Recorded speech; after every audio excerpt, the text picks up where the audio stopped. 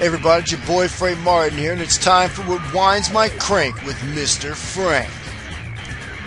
So what's winding my crank today is that Snooki steals the show at Wrestlemania. Now, when I was a kid, I used to watch wrestling all the time, and a couple of friends of mine said, hey, you know what, let's go ahead and check out Wrestlemania because The Rock is back. Now, that brings me back to when I was growing up, in college, and thinking about all the good times, and I was like, oh man, I'd love to see The Rock just in the ring one more time. So we rented WrestleMania, and I have to tell you, I was very let down. First of all, the opening match was for the World Championship title that Edge had, and he went ahead and defended it against Alberto Del Rio. And it's not right. You don't supposed to open up with a main eventer holding such a prestigious title as the opening match. Then the Undertaker versus Edge match, the Undertaker was sucking wind so much he couldn't stand up unless he was pulling himself up from the cables.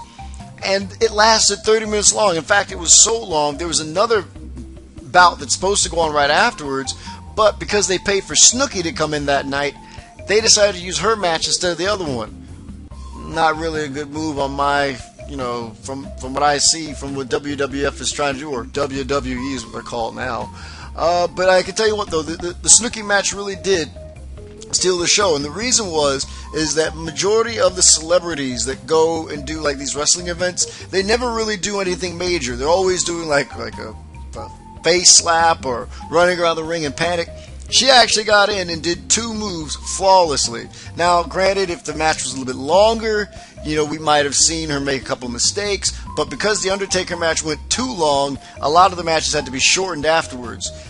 All that being said, you got the Jersey Shore people, like Snooki in this particular example. She did the commencement speech at Rutgers University. You have the situation doing the Donald Trump roast. You have the 4th season of the Jersey Shore coming up.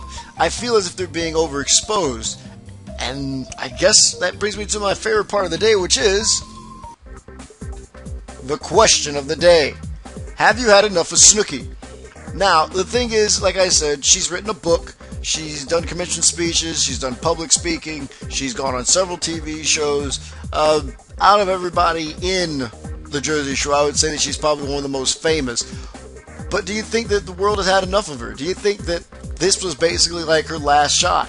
And now with the new season coming out, people will stop watching and then she'll fade out into obscurity. Well, if you're on our YouTube page, go ahead and leave a comment below. Same thing for our Facebook page. And if you're on MyMorningJoe.com, go ahead and log in, leave a comment below. Like always, any big debates to break off, I'll be more than happy to get in the middle of it. But in the end, my name's Frank Martin, and that's what winds. Whoa, don't go yet. Don't forget to share this video. And like it too.